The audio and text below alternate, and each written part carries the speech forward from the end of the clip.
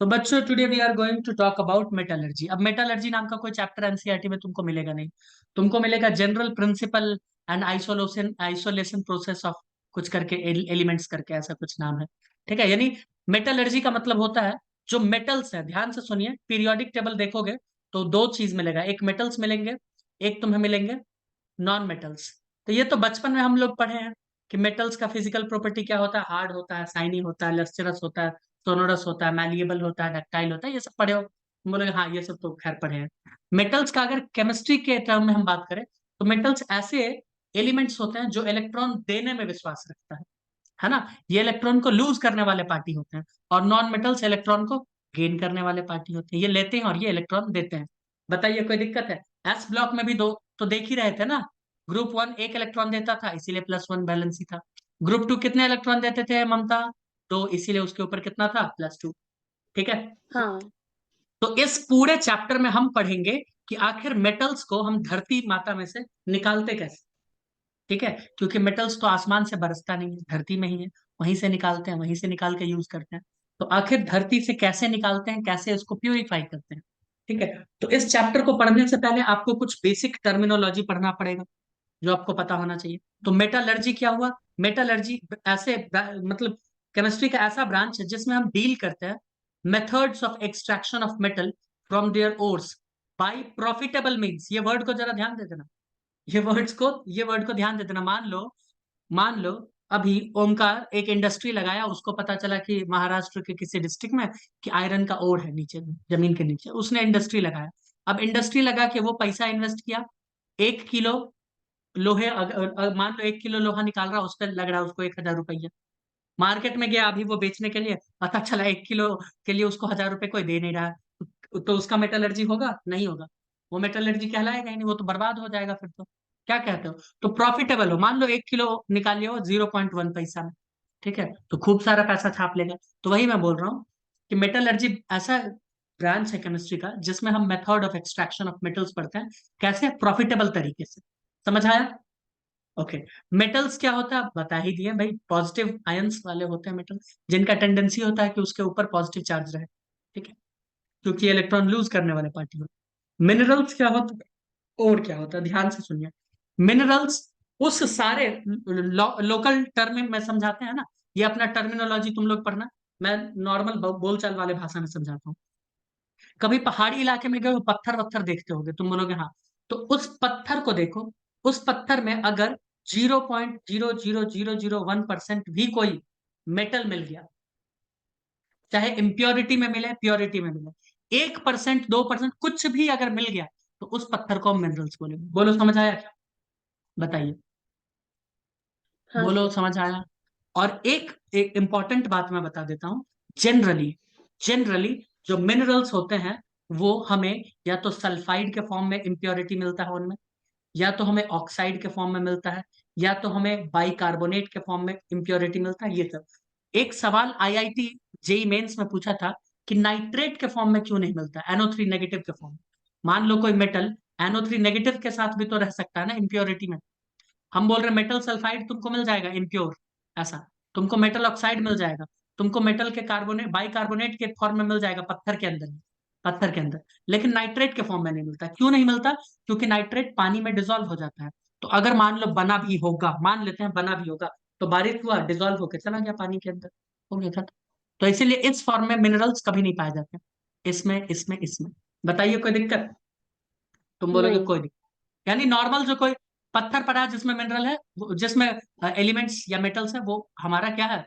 Mineral ही है। तो फिर बोलोगे तब तो सारे पत्थर मिनरल्स हैं। हाँ, सारे पत्थर मिनरल्स हैं। ठीक है, बोलो कोई दिक्कत?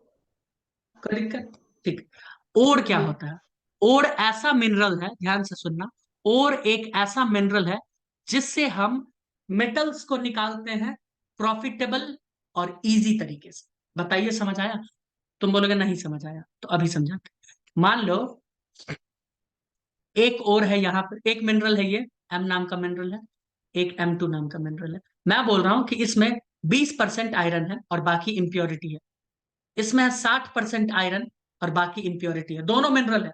तुम कौन सा वाला लेना चाहोगे?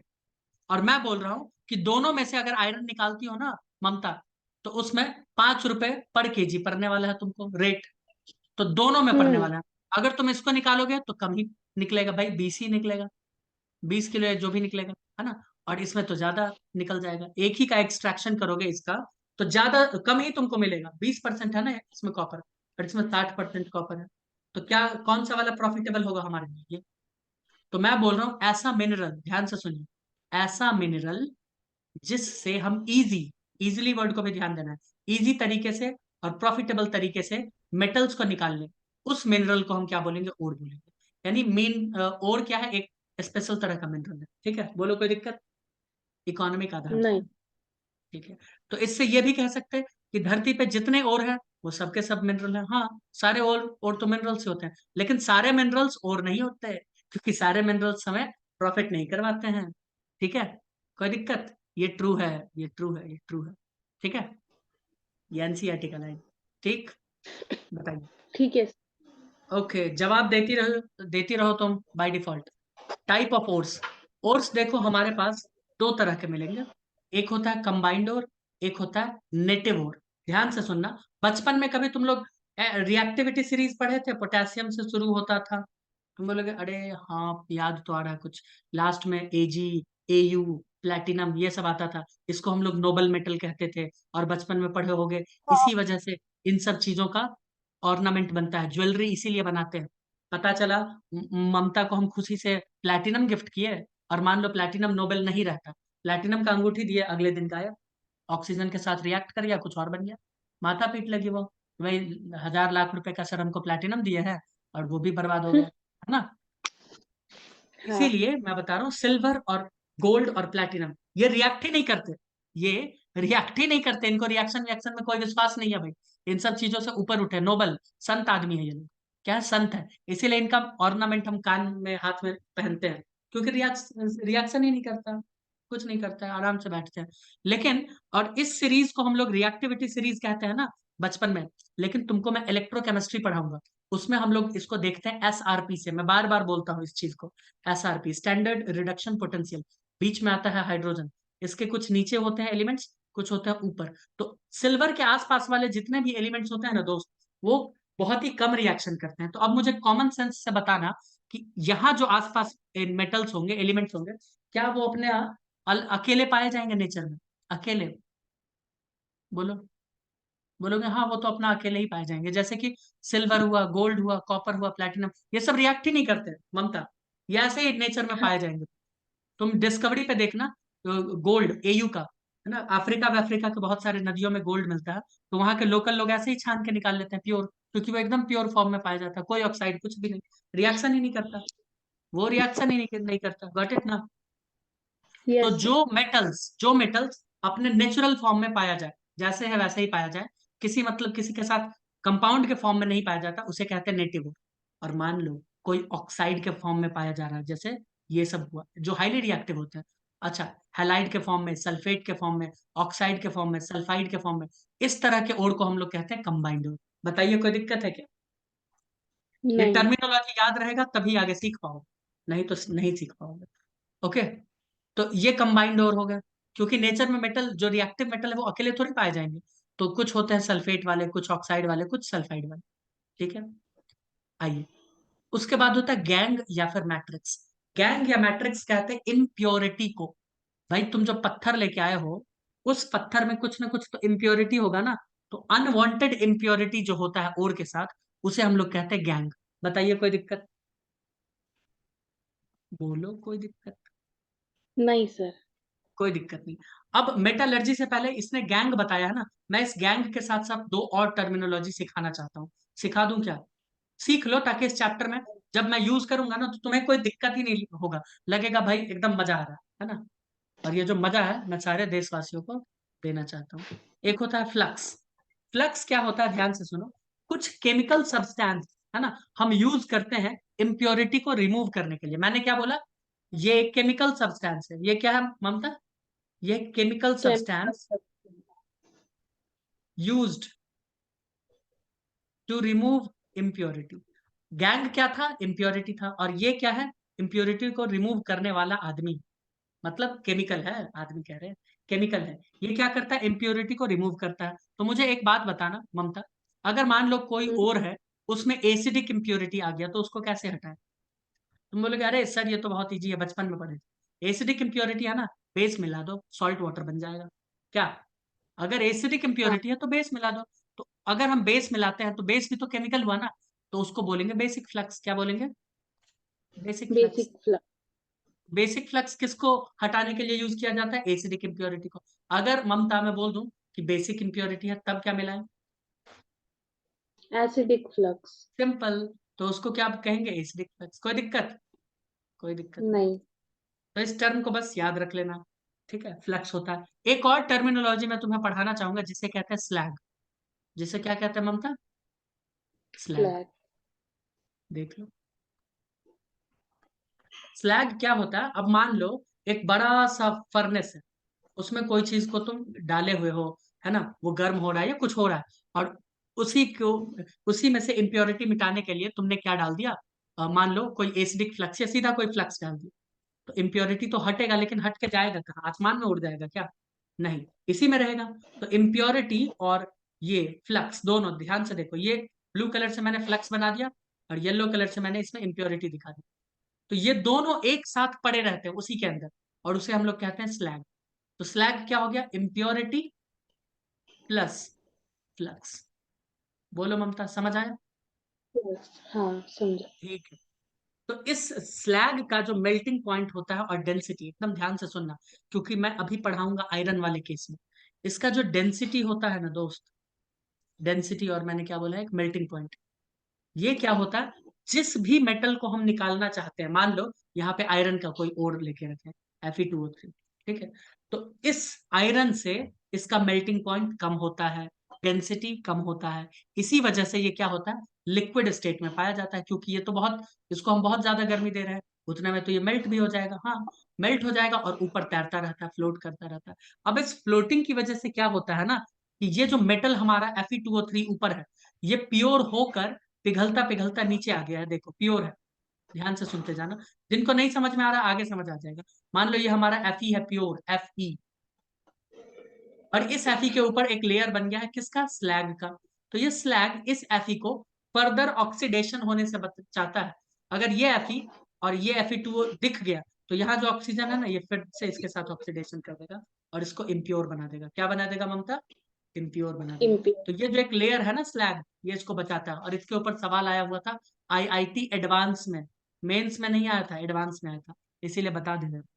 ठीक है, हम्म। बताइए, कोई दिक्कत? टर्मिनोलॉजी मेरे हिसाब से पूरा समझ में आ गया। स्लैग क्या होता है? Impurity plus flux. इम्प्योरिटी को हम लोग मैट्रिक्स या गैंग भी कहते हैं। फ्लक्स क्या होता है? ऐसा केमिकल सब्सटेंस जिसकी मदद से गैंग या इम्प्योरिटी को निकालते हैं। बोलो, कोई दिक्कत? कोई फ्लक्स दिक्कत क्या नहीं। होता है सर? केमिकल सब्सटेंस जिसकी मदद से इम्प्योरिटी हटाते हैं। अभी देखा था ना, हाँ। एसिडिक इम्प्योरिटी है तो बेसिक फ्लक्स मिलाओ, बेसिक इम्प्योरिटी है तो एसिडिक फ्लक्स मिलाओ। तुम तो देखी हो ना सामने तुम्हारे। ठीक है, हाँ सर। चलो। अब देखो, इसके एग्जांपल्स आगे हो सकते हैं दिए हो इसमें। अब देखो टाइप्स ऑफ मेटालर्जी। अगर हमें आयरन, आयरन कहते हैं, कोई भी मेटल निकालना है, प्यूरिफाई करना है उसको, तो उसको निकालने का अलग अलग तरीका है। एक होता है पायरो मेटालर्जी। पायरो मतलब होता है हीट। क्या होता है दोस्त? पायरो टेम्परेचर के लिए वर्ड यूज करते हैं, हीट। उसके बाद होता है हाइड्रो मेटालर्जी। हाइड्रो किसके लिए वर्ड यूज किया जाता है? पानी के लिए, वाटर, है ना। हम्म। इलेक्ट्रोमेटलर्जी, इलेक्ट्रिसिटी के लिए यूज किया जाता है। तो अब ध्यान से सुनिए, पायरोमेटलर्जी ऐसा मेटलर्जी का प्रोसेस जिसमें हम हीट की मदद से मेटल्स को एक्सट्रैक्ट कर लें। हम क्या करेंगे? हीट के मदद से अगर मेटल को एक्सट्रैक्ट कर ले, तो उसे क्या कहते हैं? पायरोमेटलर्जी। एग्जांपल आपके लिए इंपॉर्टेंट है, याद रखना। उसके बाद हाइड्रोमेटलर्जी। हाइड्रोमेटलर्जी में हम क्या करते हैं? पानी वर्ड गलत हो जाएगा यहाँ पे। किसी भी सॉल्वेंट को मिला के, ध्यान से सुनना, पानी हो या अलग अलग तरह का सॉल्वेंट, सॉल्वेंट को मिला के हम क्या करते हैं? मेटल्स को एक्सट्रैक्ट कर लेते हैं।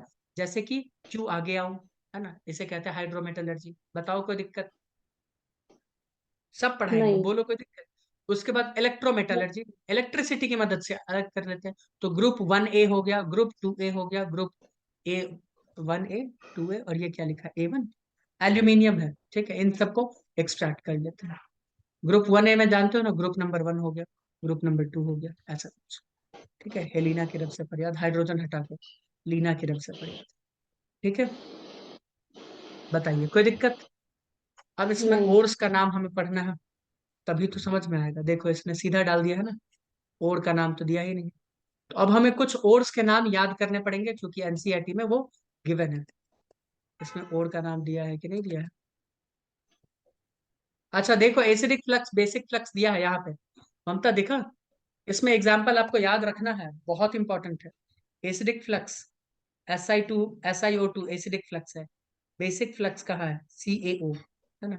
यहाँ पे बेसिक फ्लक्स की तरह यूज हो रहा है, नीचे लिखा है बेसिक फ्लक्स। ठीक है, ये स्लैग बन गया दोनों का जोड़ के, दिखा ममता? स्लैग अभी तो हाँ बताएंगे, तुम तो खुद देख रही हो सब कुछ। मुझे कोर्स का नाम बताना है तुम्हें, क्योंकि दोस्तों वो बहुत जरूरी है, नहीं तो मैं खुद ही बता दूंगा। हम्म,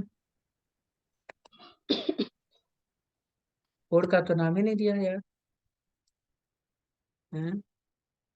खत्म भी कर दिया और उसका नाम नहीं दिया।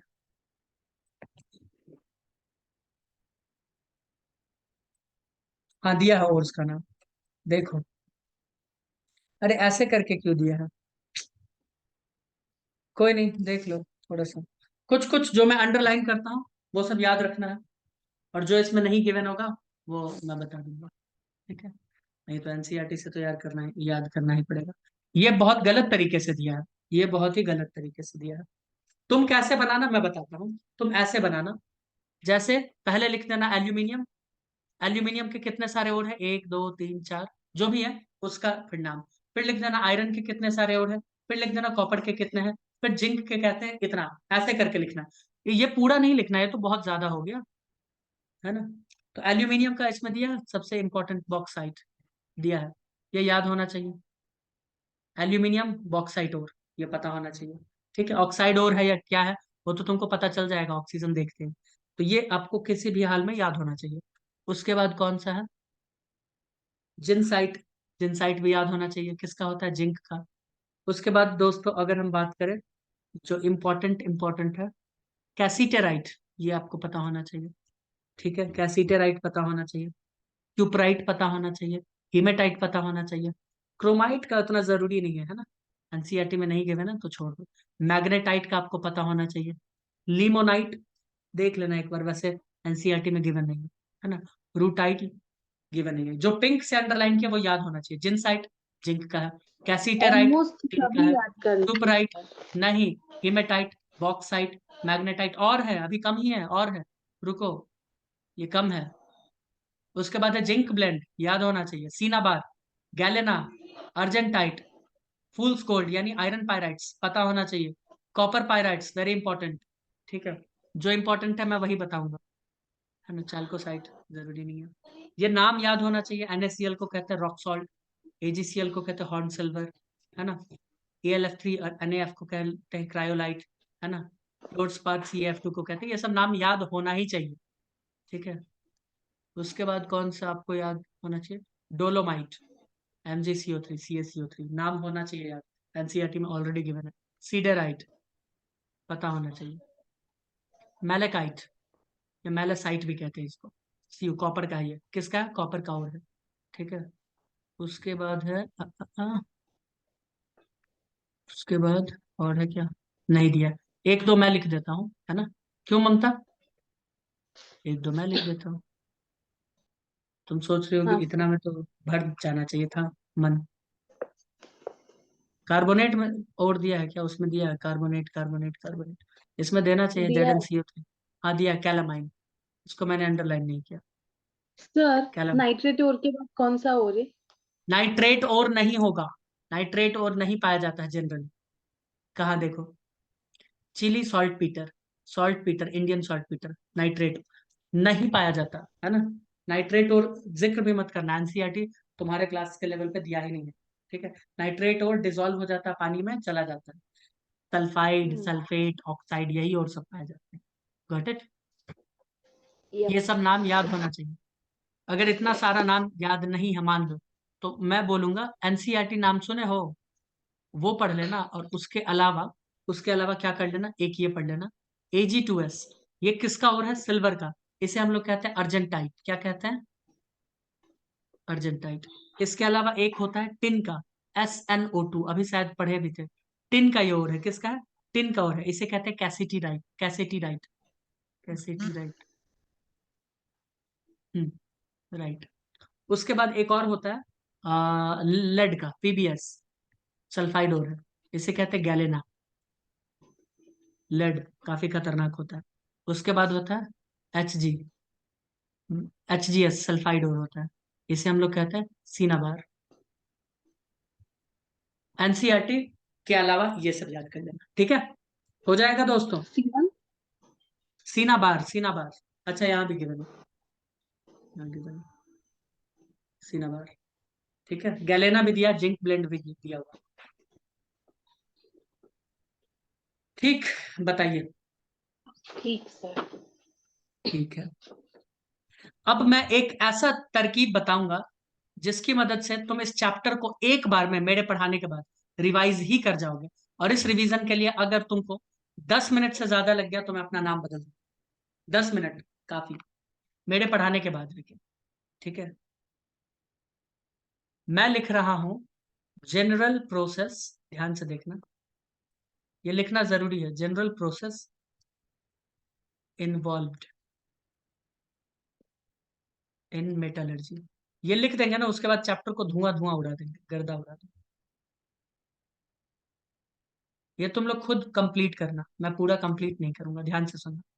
सबसे पहले आपको क्या करना पड़ेगा, माइनिंग करना पड़ेगा, पत्थर निकालना पड़ेगा जमीन से और लेके आना पड़ेगा, करेक्ट। सही बात है कि नहीं है, ममता तुम बोलती जाओ। उसके बाद उस हाँ बड़े सर। वाले पत्थर को आपको क्रशिंग मिल में डाल के क्रश करना पड़ेगा, पत्थर तोड़ना पड़ता है ना, क्यों ममता, तो हमें पत्थर को हम्म। तोड़ना पड़ेगा। तो हम लेके आ गए हैं क्रश्ड ओर, लिखते चलना इसको, हम लेके आ गए हैं क्रश्ड ओर। क्रस्ट ओर को हम लोग कहते हैं पल्वराइज्ड ओर भी। क्रस्ट ओर को हम लोग क्या कहते हैं, पल्वराइज्ड ओर, या हम लोग इसे कहते हैं पाउडर्ड ओर। क्या कहते हैं दोस्त, इसे हम लोग कहते हैं पाउडर्ड ओर। अब सुनिए, इस पाउडर्ड ओर से क्या हुआ,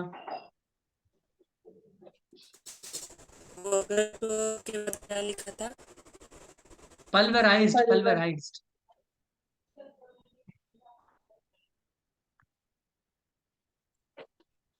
पल्वराइज्ड ओर से हम लोग बनाते हैं ममता कंसंट्रेटेड ओर। क्या बनाते हैं ममता, कंसंट्रेटेड। कंसंट्रेटेड।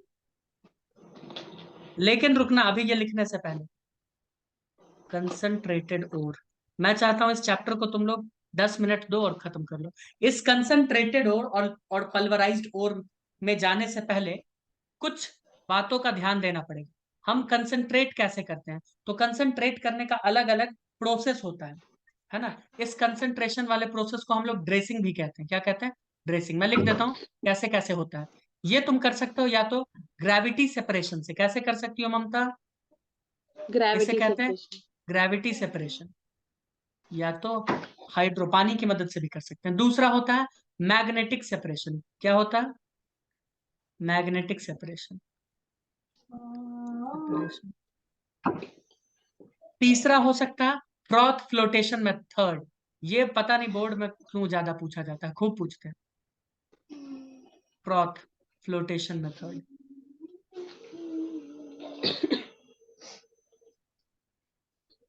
ये सभी लोग लिखेंगे, बाकी चीज लिखे हो या नहीं लिखे हो उससे कोई लेना देना। उसके बाद एक होता है लीचिंग, एक क्या होता है, लीचिंग। ठीक है, ये होता है लीचिंग। और इन सारे प्रोसेस को हम लोग एक साथ क्या कहते हैं, कंसंट्रेशन। क्या कहते हैं, या ड्रेसिंग। क्या कहते हैं, कंसंट्रेशन या ड्रेसिंग।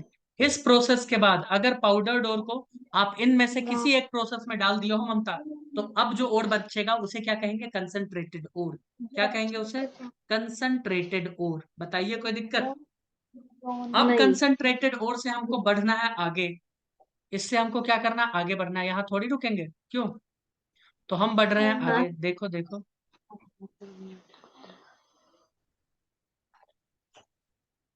हम बढ़ रहे हैं आगे। अब कंसंट्रेटेड ओर से हम बनाने वाले हैं, देखो क्या, अब ये बन जाता है मेटल ऑक्साइड। एक चीज याद रखना, तुम जितने भी नेटिव ओर पढ़े थे ना, silver, iron, sorry silver, gold, platinum, ये सब पढ़े थे कि नहीं, कॉपर, पढ़े हो या नहीं पढ़े हाँ हो? ये हाँ सब सर। नेटिव ओर है, इनका मेटल ऑक्साइड कभी मत बनाना। लेकिन इसके अलावा जितने भी मेटल्स होंगे जिनको निकालना है, उनको मेटल ऑक्साइड बनाना ही बनाना है, यानी उनको मेटल ऑक्साइड बनना ही पड़ेगा। बताओ कोई दिक्कत? जितने भी मेटल्स हैं नहीं। उनको मेटल ऑक्साइड बनना ही पड़ेगा, अगर वो प्योर होना चाहते हैं तो, या वो मेटलर्जी में जाना चाहते हैं तो मेटल ऑक्साइड कैसे बना सकते हैं? अगर सल्फाइड और होगा तो हम उनका क्या करेंगे, अगर सल्फाइड और होगा तो हम उसका करेंगे रोस्टिंग, और अगर ऑक्साइड होगा तो कैल्सिनेशन, सॉरी, अगर ऑक्साइड होगा तो हम उसका करेंगे रोस्टिंग, और सल्फाइड होगा तो कैल्सिनेशन। एक ऑक्सीजन के प्रेजेंस में हीट करते हैं, एक ऑक्सीजन के एब्सेंस में हीट करते हैं, ठीक है? तो दो मेथड है हमारे पास, एक होता है रोस्टिंग एंड कैल्सिनेशन। इन दो प्रोसेस के बाद क्या हो जाएगा, मेटल मेटल ऑक्साइड में बदल जाएगा। किस में बदल जाएगा? मेटल ऑक्साइड में। अब मेटल ऑक्साइड से हमको मेटल बनाना है, आगे बढ़े। हाँ सर।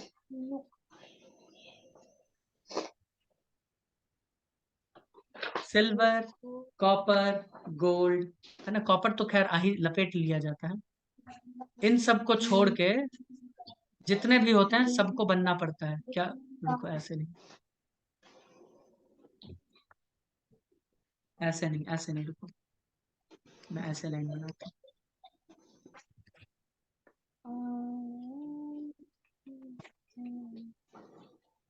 बहुत झाला असं थंड हूँ। देखो ममता, तुम देख नहीं रही हो, ठीक से पढ़ भी नहीं रही हो। देख रही हूँ सर। मेटल से हम इम्प्योर मेटल बनाना चाहते हैं, क्या बनाना चाहते हैं? मेटल इम्प्योर है अभी भी। इसको बनाने का तरीका, इसके बीच में क्या क्या कर सकते हैं? हम करेंगे कार्बन रिडक्शन। क्या करेंगे? Carbon reduction. ये सब प्रोसेस पढ़ना है तुमको, है ना? हाँ सर।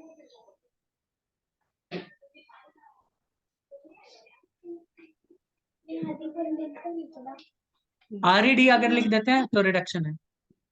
हरू नको काय हरू बातें नहीं ममता, नो। नहीं सर। तुम बात कर रही हो हारो नक्को करके कुछ।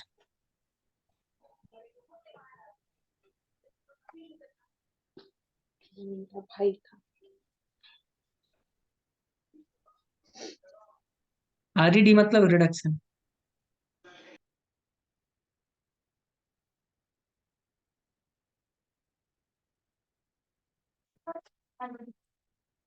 इम्प्योर मेटल को अब हमें रिफाइन करना है और प्योर बनाना है ना ममता? तो बना दो यार, हाँ क्या सर। कहते हो, बना दे? बना दो। हो गया, बन गया।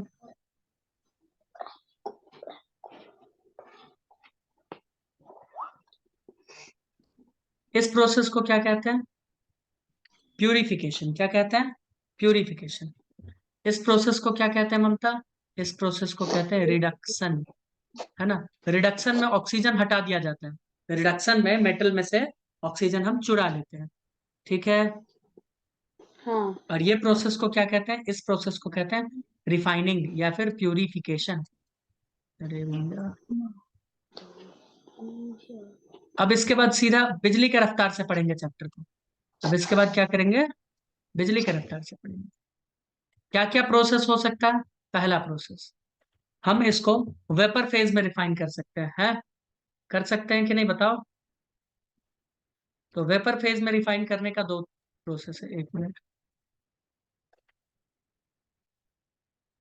वेपर फेज में रिफाइन करने का दो प्रोसेस है, एक होता मॉन्ड्स प्रोसेस और दूसरा शायद होता वान आर्कल प्रोसेस।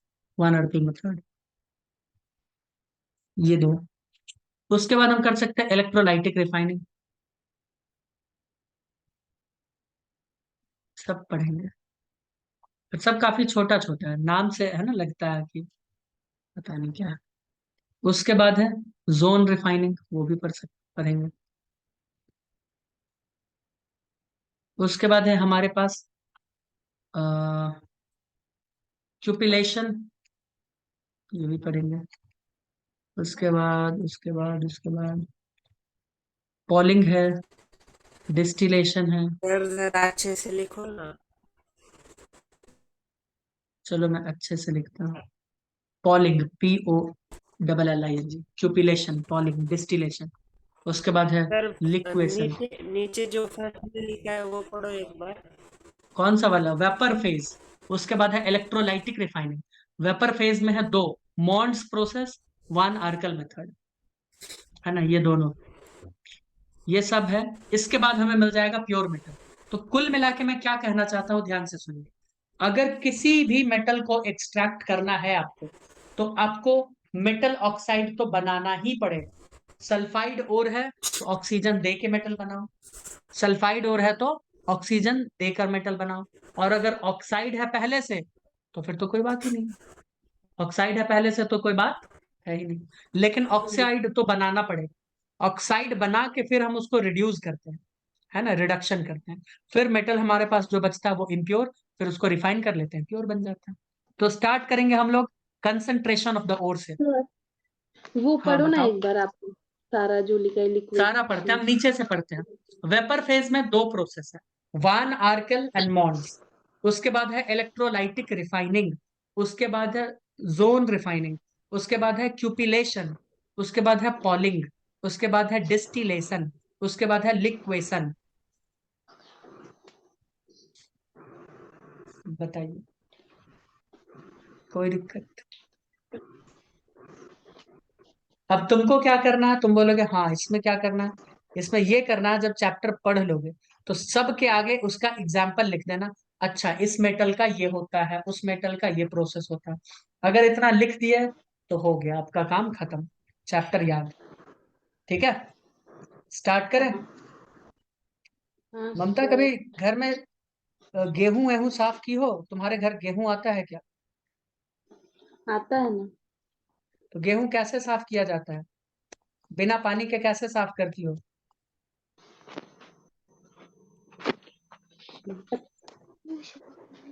उसको गोल गोल गोल गोल घुमाओ, है ना, उसको क्या करो, ऐसे गोल गोल गोल गोल घुमाओ, तो जो डस्ट पार्टिकल है वो बीच में आ जाते हैं। तुम बोलोगे अरे हाँ ये भी होता है। या नहीं तो गांव में तुम देखोगे उस चीज को लेके क्या किया जाता है। एक मेरे इधर तो डगड़ी कहते हैं उसको, या क्या कहते हैं, चालन नहीं कहते हैं, सूप कहते हैं मेरे इधर, है ना, मैथिली में। पता नहीं तुम्हारे इधर क्या कहते हैं। गोल गोल होता है, उसमें गेहूं वेहूं डाल देते हैं और उसको ऐसे ऐसे ऊपर नीचे फटका जाता है ना। जिससे क्या होता है, वो गेहूं ऊपर जाता है फिर नीचे आता है और डस्ट पार्टिकल बाहर चले जाते हैं। अरे हाँ या ना? तो अगर ओट्स को हम पाउडर बना चुके हैं, ओड़ को अगर हम पाउडर पाउडर बना चुके हैं, तो उसको सेपरेट करने का तरीका है ग्रेविटी सेपरेशन। क्या है? Gravity separation. तो ग्रेविटी सेपरेशन की मदद से हम कर सकते हैं, जो हल्का पार्टिकल है वो लेट से आता है। देखो ऐसे ऐसे हम कर रहे हैं, इसमें गेहूं वेहूं ले लिए है और इसमें मान लो डस्ट पार्टिकल भी है, तो गेहूं और डस्ट पार्टिकल सबको ऊपर फेंके, तो पहले कौन नीचे आएगा? तुम बोलोगे जो भारी होगा, तो गेहूं का दाना भारी है वो पहले आएगा। इसको लेके साइड कर लो, इस चीज को साइड कर लो, डस्ट पार्टिकल नीचे गिर जाएगा। अरे हाँ या ना? इसे कहते हैं ग्रेविटी हाँ हाँ सेपरेशन। सर। इसे क्या कहते हैं? Gravity separation. या तो क्या कर लो, दूसरा तरीका, कभी ओमकार तो खैर डेली डेली करता है ये काम। चावल धोते हो चावल पकाने से पहले ओमकार? हाँ सर। चावल धोने से पहले पकाते वकाते हो या नहीं पकाते हो? पानी मतलब पकाने से पहले धोते होते हो या नहीं? उल्टा हाँ पूछ रहे। पानी। हाँ धोता हूँ। पानी से धोते हो? पानी से धोते होगे तो देखते होगे कुछ जो टूटा हुआ चावल है, ये जो हल्का सा दाना होता है चावल का, वो ऊपर फ्लोट करता रहता, और तुम उसको बाहर वॉश ऑफ कर देते होगे, निकाल देते होगे। जो हाँ चावल का दाना अंदर बैठता होगा उसी को तुम पकाते हो, हाँ या ना? हाँ। हाँ। ठीक है। तो जो हल्का दाना ऊपर तैरता रहता है, ये क्या हुआ, ये क्यों तैर रहा है? क्योंकि उसका डेंसिटी कम है। उसका डेंसिटी क्या है, कम। ये भी तो ग्रेविटी सेपरेशन है, लेकिन किसकी मदद से कर रहे हैं, पानी की मदद से। किसकी मदद से कर रहे हैं, पानी की मदद से। बोलो कोई दिक्कत है क्या? तो नहीं। ग्रेविटी नहीं। सेपरेशन आप दो तरीके से कर सकते हो। ये कर सकते हो या तो हवा और ऐसे ही, और या तो पानी की मदद से भी कर सकते हो। अब तुम बोलोगे ठीक है ये तो कर सकते हैं, लेकिन जनरली करते किसका है ना? जनरली हम इसमें करते किसका है? जनरली इसमें किया जाता है ऑक्साइड ओर, वेरी इंपॉर्टेंट। जनरली किसका किया जाता है? ऑक्साइड ओर का। बताओ ठीक है। ये उसी ओर का किया जा सकता है अच्छा। जिसमें गैंग यानी इम्प्योरिटी, और जो हमारा ओर है ना, ओर में जो इम्प्योरिटी है ना, उसमें डिफरेंसेस ज्यादा हो ग्रेविटी का। मान लो कि आयरन का है और दूसरे किसी का है, तो कोई भारी हो कोई हल्का हो, तभी तो ग्रेविटी सेपरेशन कर पाएंगे ना। क्यों ममता? तो जनरली हाँ सर। ऑक्सीजनेटेड ओर में ऐसा चीज हमें देखने को मिलता है कि इम्प्योरिटी और असली वाले चीज में थोड़ा सा अंतर हो जाता है डेंसिटी का, तो हम उसको ग्रेविटी सेपरेशन की मदद से कर लेते हैं। इसका दूसरा नाम होता है लेविगेशन। इसका दूसरा नाम होता है लेविगेशन, नेविगेशन नहीं, लेविगेशन। बताओ ठीक है। ये सब फिजिकल ठीक है। प्रोसेस चल रहा हाँ है, सर। सब फिजिकल प्रोसेस। जब तक हम केमिकल ना बोल दें तब तक क्या मानना है, सारा फिजिकल प्रोसेस। ठीक है, आइए आगे चलते हैं।